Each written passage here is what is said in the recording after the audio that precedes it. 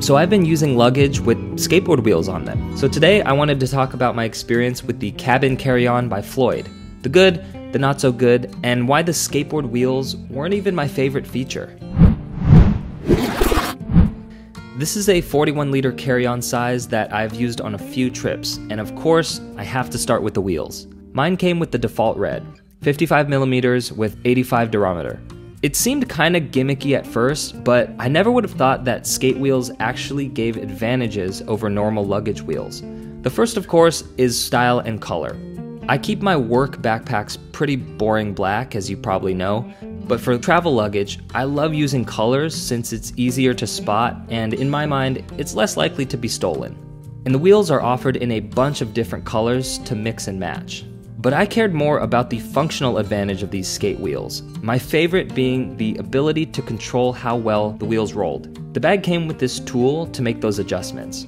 On a skateboard, I want the wheels to roll as good as possible, and that's also how I set up my luggage, because out of the box, the wheels were a little stiff. But that setup may not be ideal for everybody. For example, if you live in a hilly area or somewhere with a driveway, it might work better to have a little resistance on the wheels to stop it from drifting away, while still allowing enough roll when you're pulling it through an airport. I also like being able to adjust each wheel individually to make sure all of them roll the same. These aren't high quality ceramic bearings or anything like that, so they did need a little adjustment. And maybe I'm just a stickler about this, but I can't stand when the luggage pulls to a certain direction because of one shitty wheel. The second advantage is I can repair or replace the wheels. And just like skate wheels, I was able to apply lubricant and swap the bearings, or just change the wheels out entirely. Now, I don't travel enough to wear down the wheels, but I've seen my parents' decades-old luggage looking like they have a flat tire, and so it's cool to have this ability if you need it. Though it would be interesting if Floyd offered the wheels in different durometers for maybe a smoother ride across pavement. And the way I set up my luggage and wheels, it rolled as well as other suitcases I've used.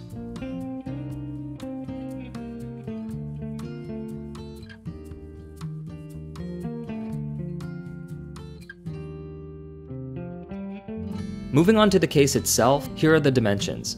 Like a lot of other popular brands, the shell material is a polycarbonate macrolon, but it has a more glossy finish, which definitely looks good, even if it does get a little scuffed up. I mean, it's luggage, it's supposed to take a beating. The shell also comes in a bunch of colors, and the colors have this orange strip down the middle, which is very important, and I'll explain that later. And the handle, it worked fine, it's pretty standard. I pick my suitcases up by the handle a lot to go over curbs and up escalators, and this handle always felt sturdy. On this side, there's also plastic feet, which I always appreciate since it stops the entire side from touching the dirty ground and getting even more scratched up. And on this side, there is a side handle, a TSA combination lock, and my favorite feature, even more than the wheels.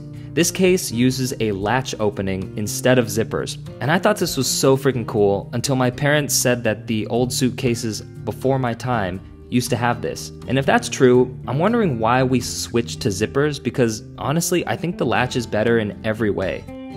For one, I loved not having to play find the zipper. It's just a slower experience, and then opening the zipper around the entire bag. It's fine on carry-on sizes, but it does get a little annoying on larger check-ins. The latch is quicker and easier to use, and it's probably more durable as it just uses these metal hooks on the other side.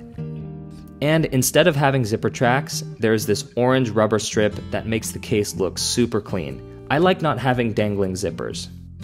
Sorry to rant on this, but I haven't seen this latch before, and I'm just confused why we went away from this to a seemingly inferior technology. Comment below if you know why.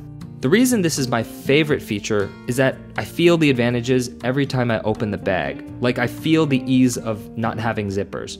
Compare that to the wheels, which are amazing, but after adjusting them out of the box, I just don't have to think about the wheels anymore.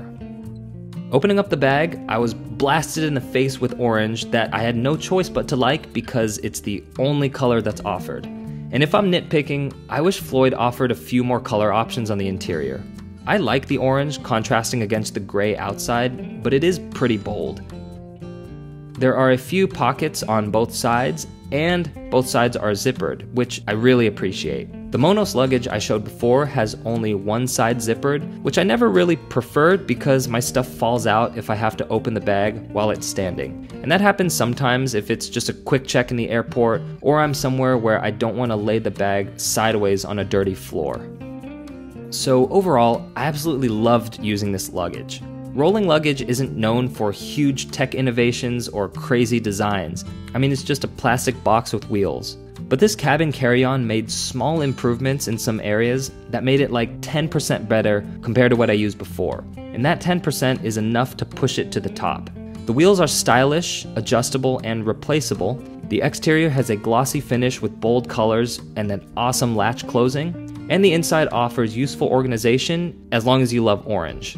Right now, this is my go-to carry-on roller, along with the level 8 carry-on I reviewed earlier, only if I need a wide handle.